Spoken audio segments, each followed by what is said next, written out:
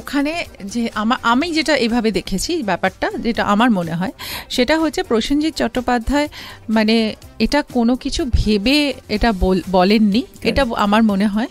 কারণ উনি যেটা বলতে চেয়েছেন সেটা হচ্ছে যে সেখানে একটা হিন্দি ছবির একটা প্রমোশনে উনি গেছেন এবং সেখানে একটা হিন্দি ছবি ট্রেলার লঞ্চ হচ্ছে বোধহয়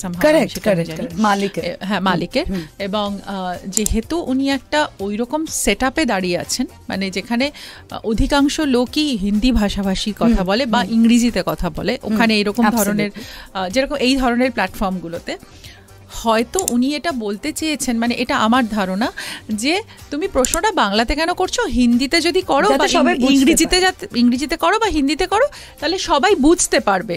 কারণ আমি যদি একটা সিলেক্টিভলি বাংলাতে উত্তর দিই তাহলে সেটা won't go well with others, তাহলে বলবে যে ও মানে আপনি বাঙালি বলে আপনি বাংলায় কথা বলছেন। মানে একইভাবে যদি কেউ মারাঠিতে বলে বা অন্য কোনো ল্যাঙ্গুয়েজে বলে যেখানে হয়তো সব রকম লোকরা নেই যারা হিন্দিটা এখানে প্রমিনেন্ট জায়গা পাচ্ছে, তো এইটা আমার মনে হয়। আর একটা হচ্ছে মনে করি প্রসেনজিৎ চট্টোপাধ্যায় আমাদের ইন্ডাস্ট্রিতে যা কন্ট্রিবিউট করেছেন বা হিন্দি ইন্ডাস্ট্রিতে গিয়ে নিজে ভালো কাজ করছেন সেটাতে সমাদর করা উচিত। ওনাকে এভাবে কথা বলাটা আমার খুবই মানে খারাপ লেগেছে এইভাবে উনি বলে।